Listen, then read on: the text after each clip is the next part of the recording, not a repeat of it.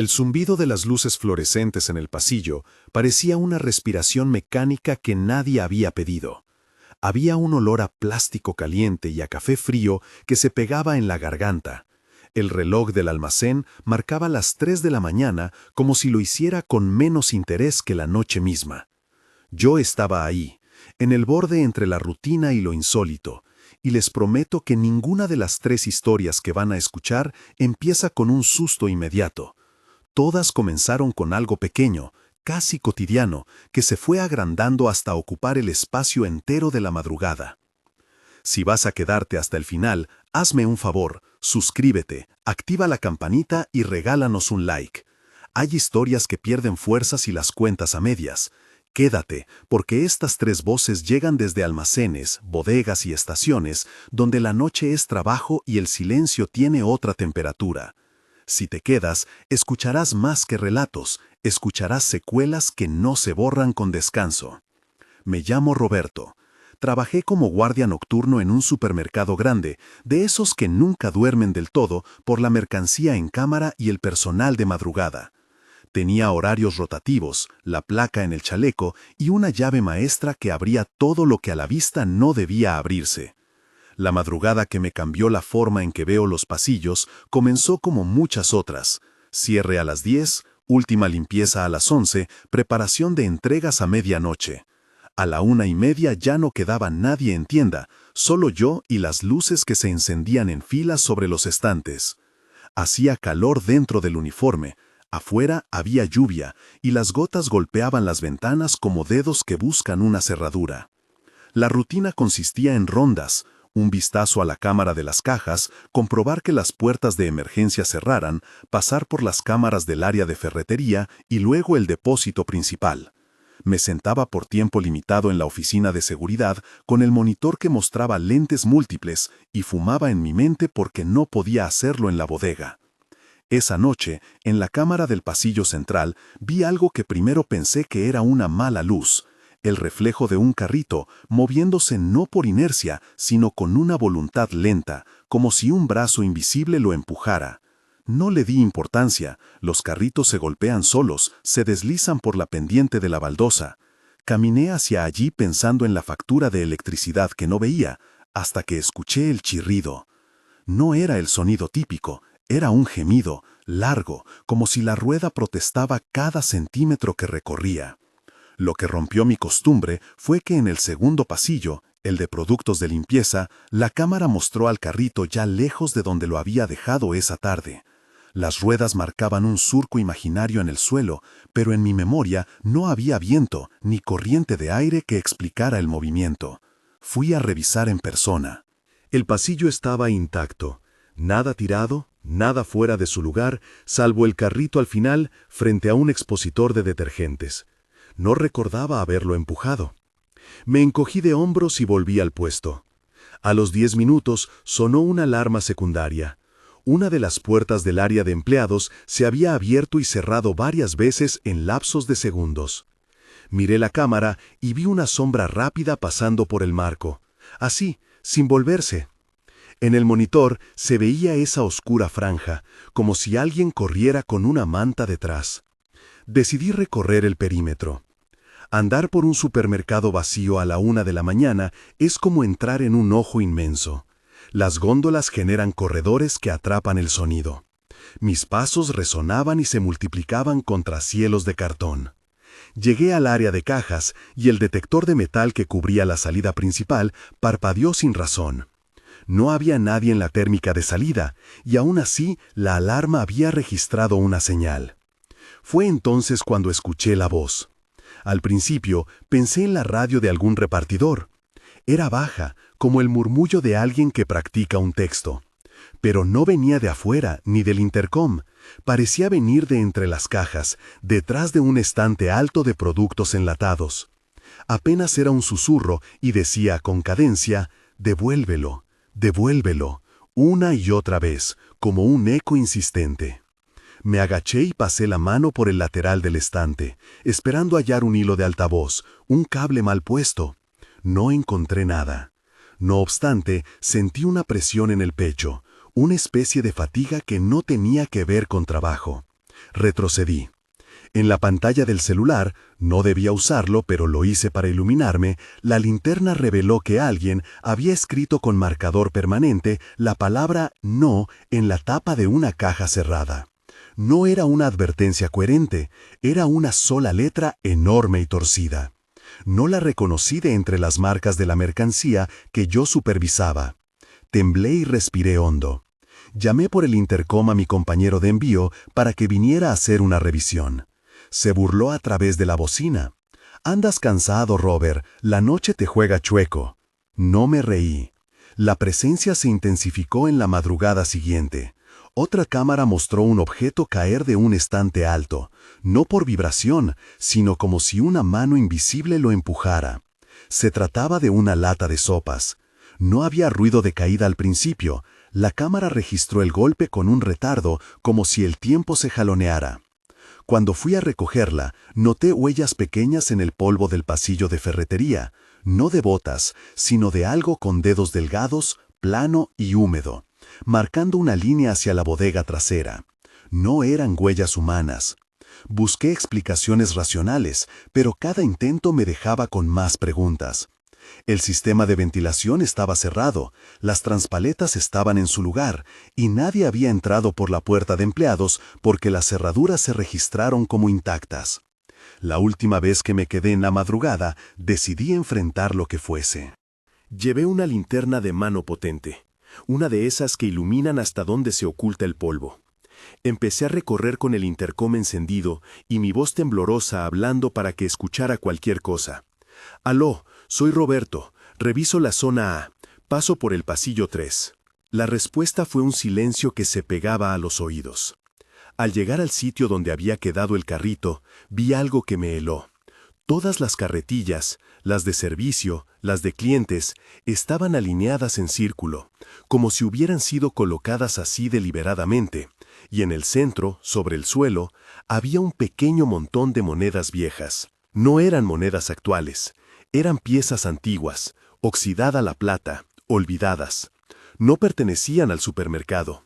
Al acercarme, una de las carretillas giró despacio, sin manos, hasta quedar exactamente frente a mí. En el borde de la cámara, por un segundo, apareció la sombra de una figura sentada, como si descansara en el aire. No tenía rasgos, solo una curvatura oscura donde debería estar el torso. La secuela fue larga. Dejé el trabajo 2 semanas después. Las noches siguientes no pude dormir. Soñaba con pasillos que se alargaban, con ruedas que giraban sin empujarlas, con una voz que repetía, «devuélvelo». Fui a terapia porque la ansiedad me comió la paciencia. No creo explicar lo que vi con facilidad. Tampoco quiero que piensen que busqué fama por contarlo. Todavía uso la llave maestra en mis sueños. Y a veces, cuando paso frente a un supermercado, me detengo a mirar las luces como si alguien pudiera estar respirando por dentro. Yo soy Ana. Trabajé en una bodega de barrio, una especie de tienda que mezcla abarrotes, cajetilla de cigarros y charolas de pan. Mi turno empezaba a las 10 de la noche, por lo general se extendía hasta las 5 de la mañana. La dueña, doña Lucha, me decía que la noche se respira diferente. La gente trae otra hambre, me decía, y yo lo aprendí rápido. Sé cadenas de clientes fugaces, estudiantes con mochilas, repartidores que doblan la esquina para cobrar, vecinos que vienen a buscar pan. La bodega tenía un baño al fondo al que nadie quería entrar de noche porque, según la leyenda del barrio, una señora vieja murió allí hace años y se dijo que a veces volvía a reparar algo. Yo no creía en esos cuentos, hasta que vi que la puerta del baño se abría sola. La primera noche fue un chasquido. Estaba acomodando cajas de galletas cuando sentí que el aire del pasillo se enfrió. No había ventilador en funcionamiento, simplemente se clavó una corriente helada que me hizo poner los brazos en jarras. Lo raro fue que el candado del baño, que siempre llevábamos alrededor de la perilla, estaba abierto. Pensé en un cliente, pero el banco de cajas estaba a mitad de fuego y la última compra, en la cámara, se había ido hacía 10 minutos. Me acerqué y vi algo escrito con lápiz en la pared, cerca del lavabo. Un trazo en forma de media luna y debajo una palabra que no reconocí al instante. Tomé mi teléfono y aumenté la foto. Pareció decir, vuelve. No había cristalinos ni mugre alrededor, solo esa palabra pequeña y apretada. Con el paso de las semanas, la bodega acumuló episodios que no cuadraban con lo normal. Las luces de estantería se apagaban en secuencia, dejando una estela de penumbra que parecían subir como pasos. Un día una vecina, doña Carmen, apareció con la expresión de quienes han visto algo prohibido y me advirtió que dejara de cerrar la puerta del fondo con llave. «Hay quien no gusta que lo retengan», me dijo, como si hablara de un animal que se enfada por el cerrojo. No le di importancia hasta que, una madrugada, la puerta se abrió y dentro encontré una muñeca de trapo sentada en el inodoro, con la cabeza inclinada hacia un lado.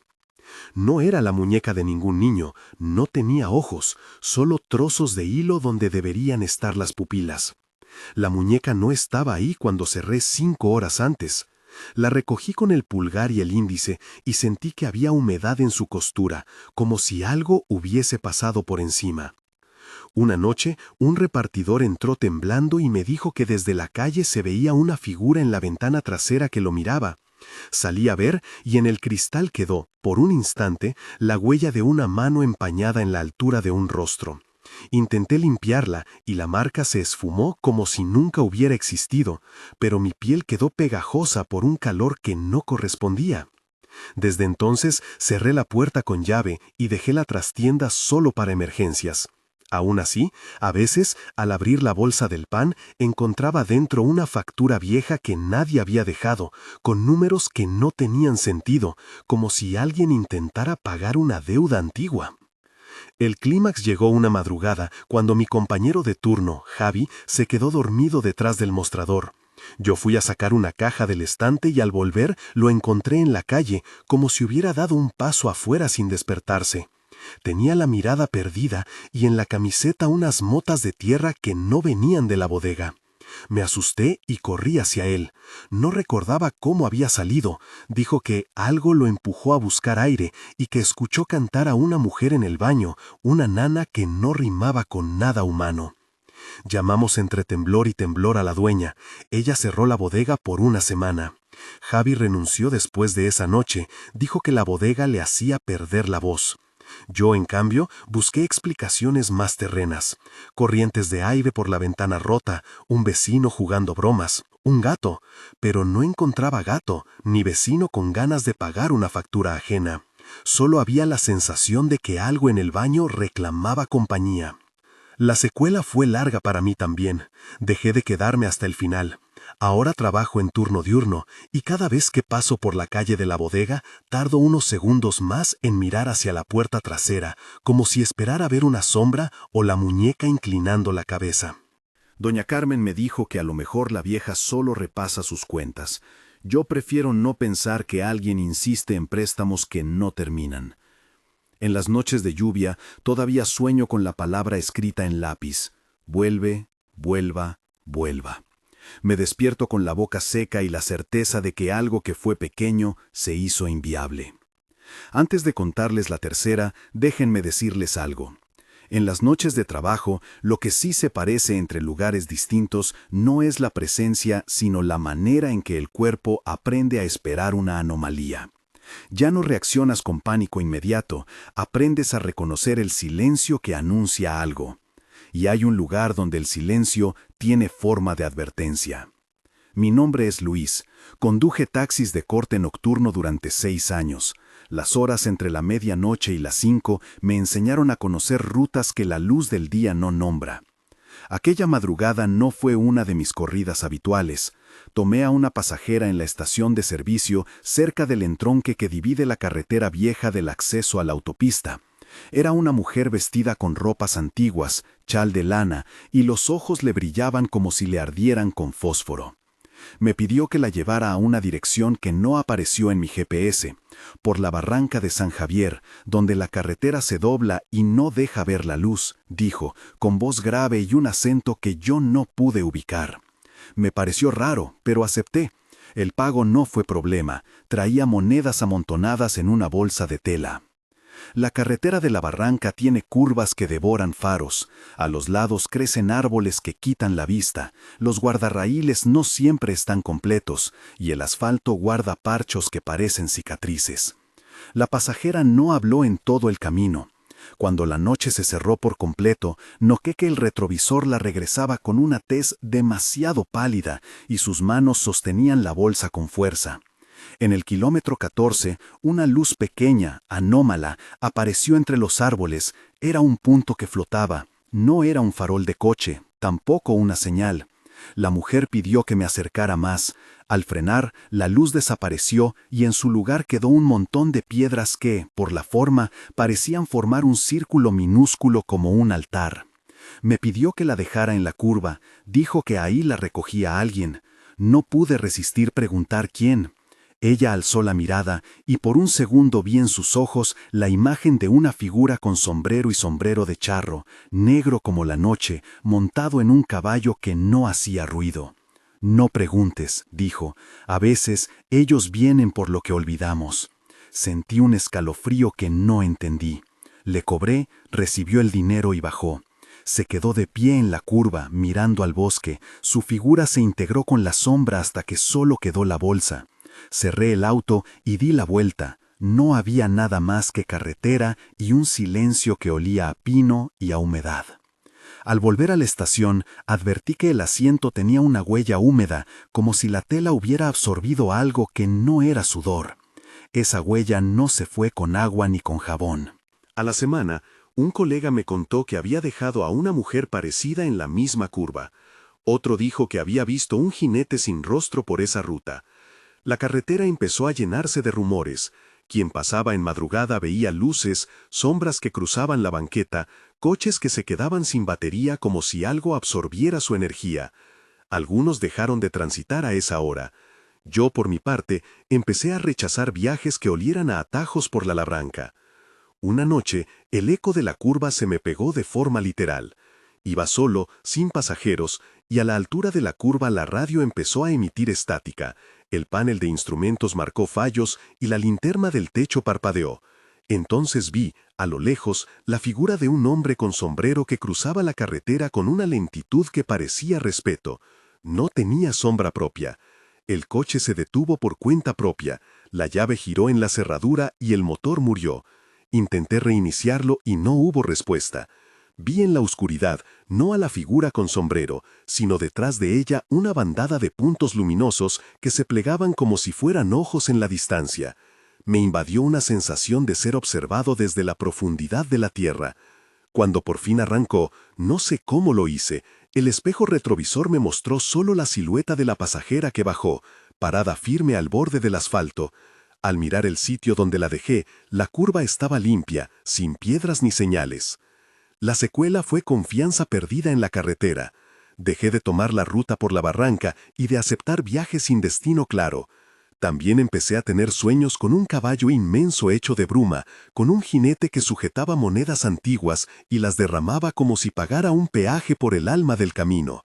Me desvelé más de una noche mirando mapas antiguos y pláticas en foros donde la gente hablaba de figuras que reclaman a quienes olvidan pagos de años. Lo que aprendí es que hay zonas donde la madrugada conserva deudas y donde la gente cree que no todo lo que queda atrás está dispuesto a permanecer. Cuando juntas las tres historias, hay algo que salta. La noche hace que lo común se vuelva otro lenguaje. Un carrito que se mueve, una puerta que se abre, una luz en la barranca. Pequeños gestos que en su repetición terminan por formar un acento. No digo que todas las explicaciones sobrenaturales sean correctas, solo que hay eventos que prueban las defensas de la razón. Personas que conocí buscaron terapia, otras cambiaron de turno, muchas renunciaron.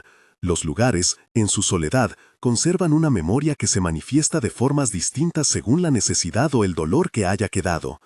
Por eso te pido, y lo hago con cuidado, que si trabajas la noche, mires con atención las pequeñas anomalías, no por superstición, sino por prudencia. Si ves un carrito moverse, no lo empujes sin revisar el pasillo. Si el baño de tu trabajo te devuelve una voz, no la ignores. Si en la carretera la luz no es de coche, no la sigas. No te lo digo para infundirte miedo. Te lo digo para que la madrugada deje de sorprenderte por desprevenido. Alguna gente dirá que estos son historias para asustar, para ganar likes. Otros dirán que la noche guarda secretos. Yo solo les cuento lo que viví y lo que escuché, para que, si alguna vez les toca, tengan al menos una brújula. Si te inquietó alguna de estas voces, comparte en los comentarios la hora y el lugar donde las escuchas. Cuéntanos si alguna vez algo pequeño en tu turno aumentó hasta romper la rutina. Nosotros seguiremos reuniendo relatos, no para confirmar lo sobrenatural, sino para aprender a convivir con lo que la noche trae. Ahora, si crees que esto fue intenso, guarda un momento para pensar en los que siguen de guardia hoy. Miles de personas recorren pasillos, atienden cajas y conducen por carreteras donde la sombra tiene costumbre de recordar cosas. Sigo teniendo más testimonios, pero antes de continuar, quisiera que se tomen un respiro. Lo que viene no es menos inquietante, y la noche a veces repite motivos con variaciones que hielan de otra manera. ¿Listos para seguir? Sí, sigamos. La primera que vino después de la curva fue Lucía, enfermera de turno en el Hospital Central. Me escribió desde la sala de descanso a las 3 de la madrugada, con el teléfono temblando entre la mano y la taza de café. Dijo que aquella noche el monitor de la sala de pediatría se puso en blanco por un minuto entero. Los signos vitales de todos los bebés se mantuvieron, pero una canción, una nana antigua, una que la abuela de Lucía tarareaba cuando ella era niña, empezó a sonar por el altavoz de la sala sin que nadie hubiese tocado nada. Lucía fue hasta la sala, la canción se apagó al cruzar la puerta y encontró todas las cunas alineadas como si hubiesen recibido una inspección. Mantas dobladas, chupetes a la vista, una sola pequeña moneda antigua, oxidada y sin valor evidente, sobre la mesa de curación. No había nadie más, me dijo. Nadie entró, nadie salió según las cámaras. Y sin embargo, la canción era la misma que mi abuela cantaba cuando estaba enferma. La canción que yo juré no volvería a escuchar porque la oía cada vez que moría alguien en la casa. La sentí y pensé que se me iba a partir el pecho. Guardó la moneda en un sobre y la dejó en la capilla. Aquella semana firmó permisos para cambiar turnos. Marco era guardia de seguridad en un estacionamiento de torre de oficinas. Su turno se extiende desde la medianoche hasta las 5, cuando quedan solo los conserjes y a veces algún director que trabaja hasta tarde. Marco me mandó una foto. La cámara nocturna del nivel subterráneo captó una fila de coches con las luces apagadas y en el centro del pasillo una bicicleta infantil que se movía hacia adelante y hacia atrás sin que nadie la tocara. Al principio pensó que alguien hacía una broma, pero el archivo mostraba la bicicleta girando exactamente 5 veces y luego quedar detenida. Cuando revisó el video, la cámara había encuadrado, por unos segundos, una sombra que no correspondía a un humano. Era más alta que la luz de emergencia y se pegaba a las paredes como si fuera vapor sólido. Marco tocó la pantalla y la sombra desapareció de un soplido. Al día siguiente, encontraron el candado de la puerta principal abierto y un rastro de huellas pequeñas que iban y volvían.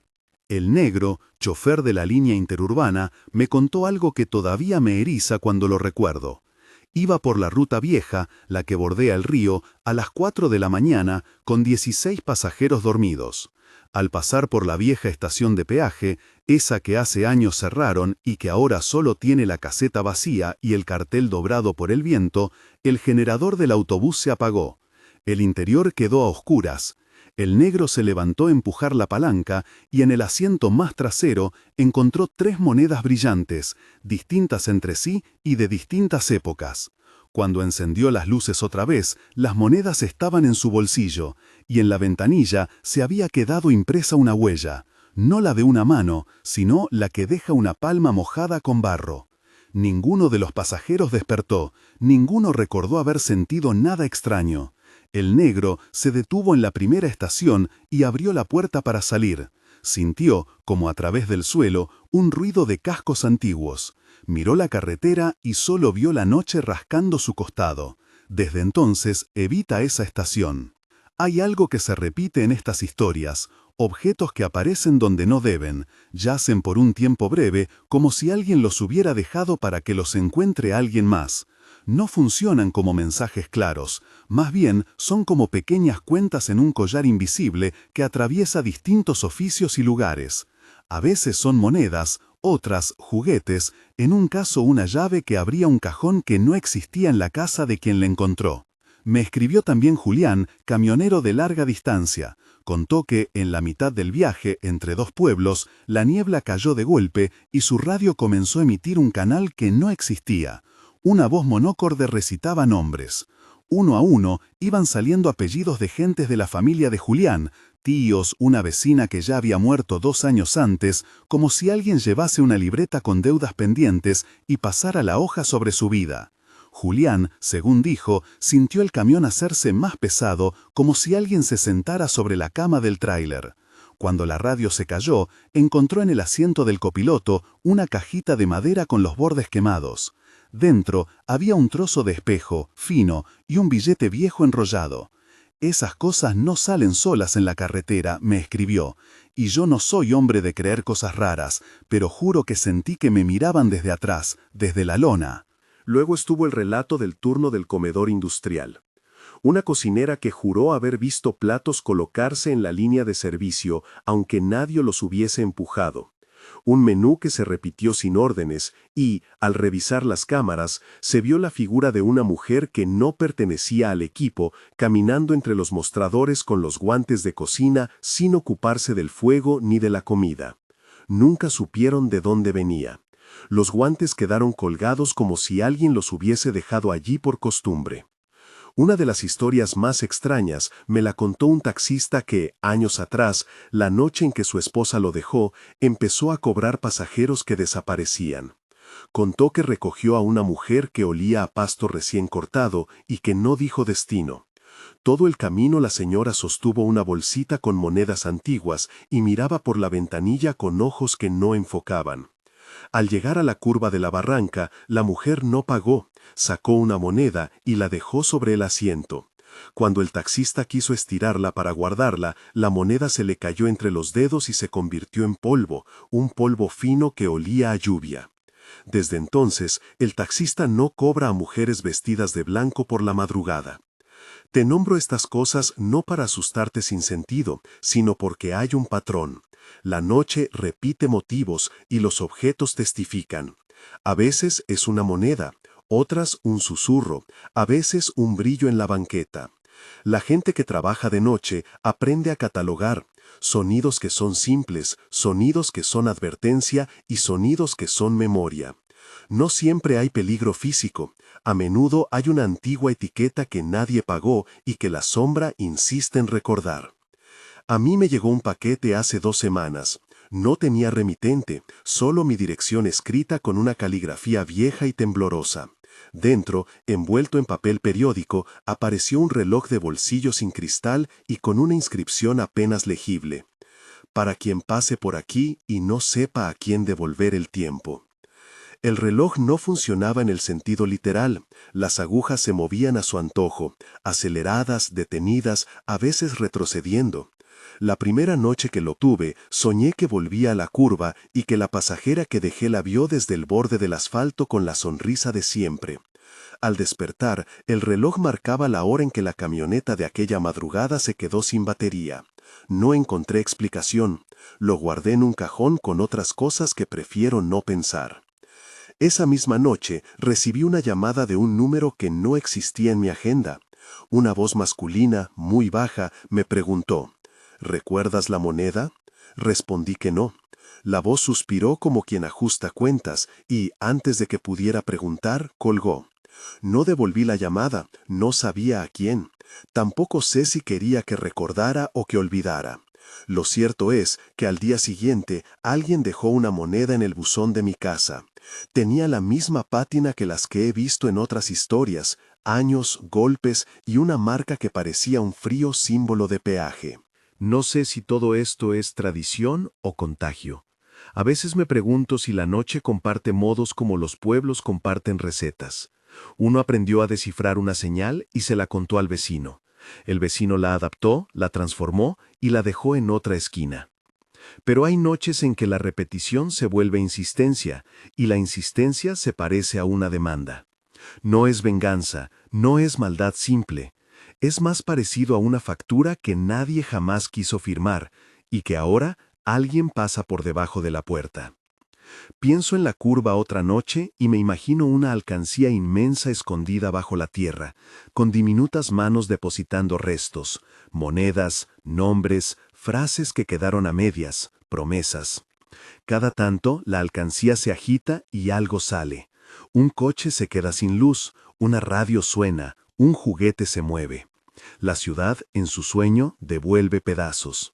Lo peligroso no siempre es la figura que viste. A veces lo peligroso es creer que lo común no debe rendir cuentas. Por eso vuelvo al consejo. Mira, escucha, no te aventures con la luz a medias. Si algo te pide el pago, verifica de dónde viene. Si encuentras un objeto que no pertenece, déjalo a la vista hasta que alguien más lo nombre. No es superstición, es cuidado. La madrugada guarda un archivo, y ese archivo a menudo solo se abre con la voluntad de quien trabaja en ella. Antes de cerrar la bandeja de mensajes, me llegó otra historia, carne reciente, todavía caliente en la lengua de quien la contó. Fue el vigilante de la estación de trenes del sur. Dijo que esa noche, ayer, al filo de la madrugada, una mujer con un abrigo largo cruzó la plataforma y dejó un pañuelo sobre la mesa de venta de boletos. El pañuelo tenía bordadas iniciales que él reconoció, las mismas iniciales que llevaba un hombre del pueblo que murió en los 60. El vigilante dobló el pañuelo y lo puso en el bolsillo de su bata. A la hora, cuando la mujer del abrigo volvió, halló el bolsillo vacío y en la vitrina de la estación apareció, como si alguien la hubiese colocado, una cajita con monedas. Nadie más había entrado. Vine a contártelo porque pensé que vos sabías estas cosas, me dijo por mensaje de voz. Y luego añadió, en un tono que mezclaba respeto y miedo, hoy escuché cascos, otra vez, como quien pasa en silencio y pretende que no lo veamos. Abrí el cajón donde guardo el reloj y la moneda y pensé en la curva, en la banqueta limpia donde dejé a la pasajera, en la sensación de que algo a veces nos sigue recordando. Pegar la oreja al teléfono con la luz apagada es una costumbre peligrosa. Inquieres y la noche responde. Pero la costumbre de preguntar es también una manera de no perder la brújula. No tengo todas las respuestas, no tengo siquiera un mapa. Tengo relatos, piezas sueltas de una narración que se arma en la oscuridad. Y hoy, justo ahora, la curiosidad me llevó a mirar la carretera. El teléfono vibra otra vez. Es un número desconocido que me llama desde la misma zona donde la curva dobla.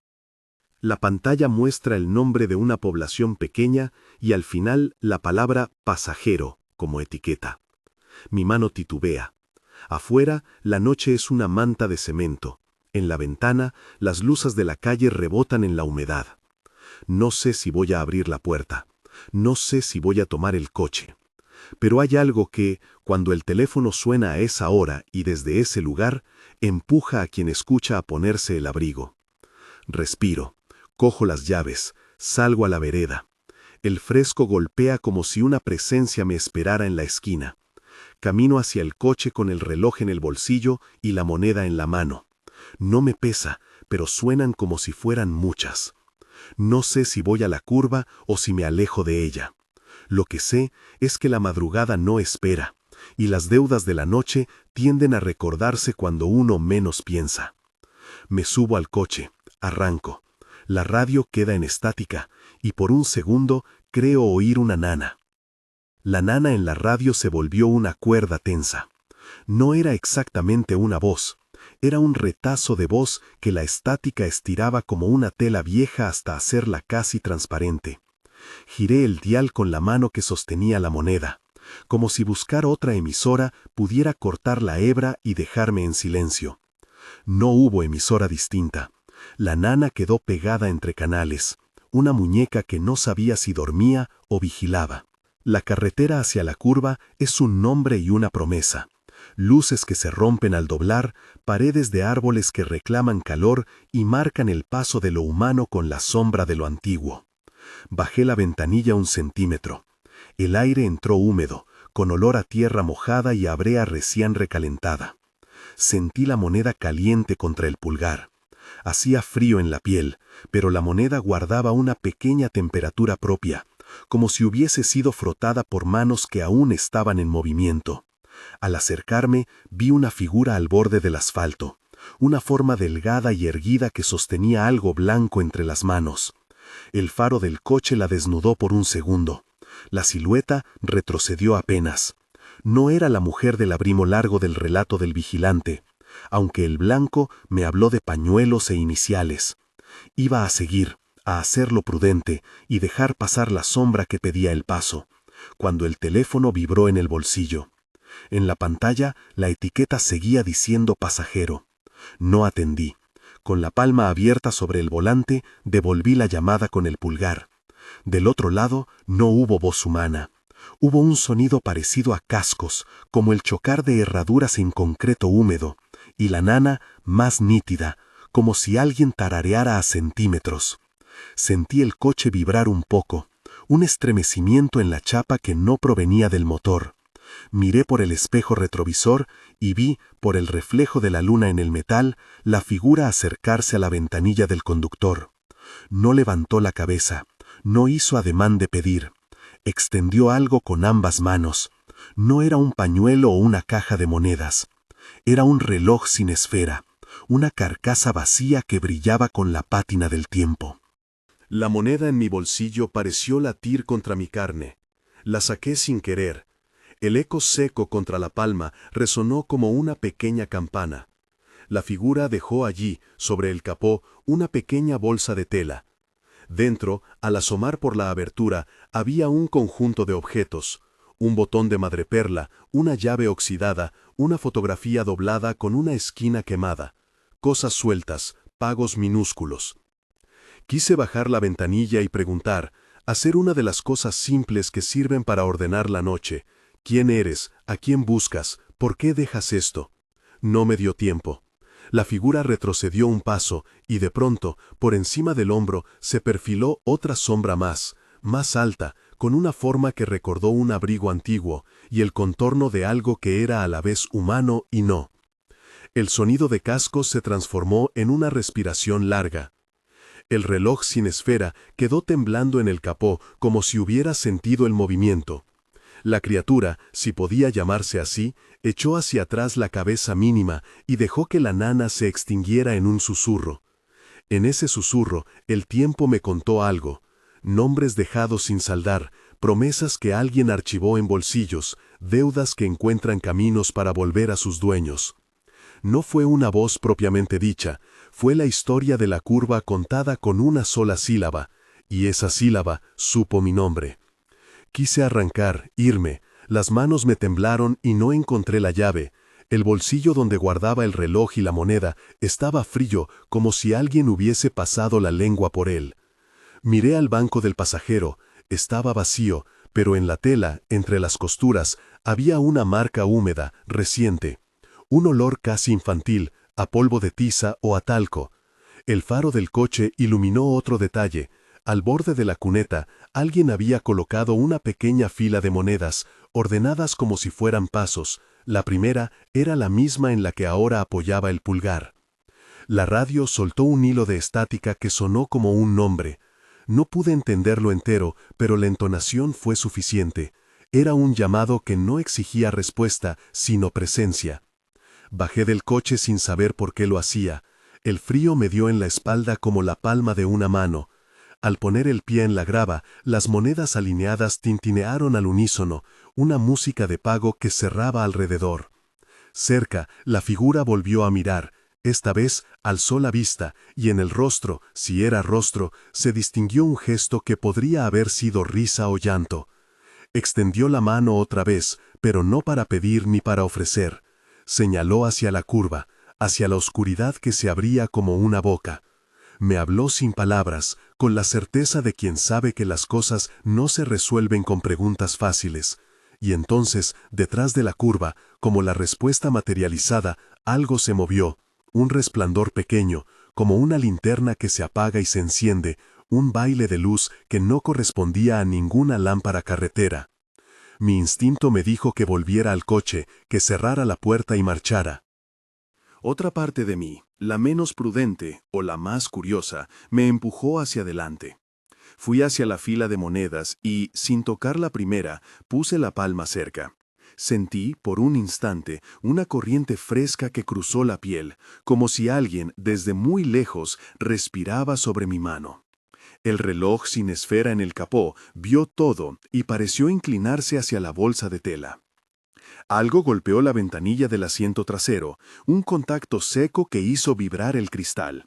Me giré con la respiración corta. La forma que había estado junto a la cuneta ya no estaba. En su lugar, la carretera estaba lisa y limpia, el asfalto brillando bajo la luna. Pero el sonido de cascos, ahora claramente detrás de mí, se acercaba por la espalda del mundo, y por un instante vi en la distancia las luces de un carro que no tenía carrocería, y en ellas, reflejados, juguetes, pañuelos y monedas que giraban como si alguien contaba cuentas. Apreté la moneda entre los dedos. El tiempo se detuvo en esa presión. Tenía que decidir. Aceptar el pago, dejarlo, preguntarle a la curva por qué reclamaba, o huir y dejar que la deuda siguiera buscando otros bolsillos. La figura había señalado la oscuridad. La oscuridad esperaba. Abrí la boca para hablar y me salió una palabra que no recordaba haber conocido antes. Entonces, la linterna al final de la curva se apagó de golpe. Y con ese apagón, el mundo entero guardó silencio un par de segundos que duraron como un juramento. Fue en ese silencio que alguien o algo acarició la puerta del coche con uñas largas y prácticas. Intenté mirar, pero la noche me devolvió solo un parpadeo de ojos que brillaron como dos monedas. No supe si fue valor o necesidad lo que me empujó a dar un paso hacia la curva. Sentí el peso del reloj y de la moneda como un contrapeso que me obligaba a avanzar. Y mientras daba ese paso, comprendí que en la curva no siempre se cobra con dolor. A veces se intercambia memoria por silencio o se devuelven objetos para que nadie recuerde demasiado. Tenía la sensación de que si retrocedía ahora, algo me seguiría hasta casa para pedir factura. La figura, la fila de monedas, la linterna que titilaba, todo se alineó en una sola dirección. Hice 3 pasos más. Al acercarme al punto donde el asfalto forma la quiebra perfecta, la nana se transformó en una voz clara que dijo mi nombre con la familiaridad de un vecino. Entonces, desde dentro del capó, la bolsa de tela emitió un leve sonido. Algo se movió dentro, como si alguien, desde adentro, estuviese contando monedas. Di el 4.º paso, y al final noté que la moneda en mi mano ya no estaba sola. Había otra, idéntica en peso y apariencia, apoyada sobre la primera. No recordaba haberla puesto allí. La noche pareció sonreír. Antes de que pudiera decidir qué hacer con ambas, un golpe seco resonó detrás de mí. No en la carretera, sino en mi propia espalda. Una presión, una nota final que parecía decir ahora.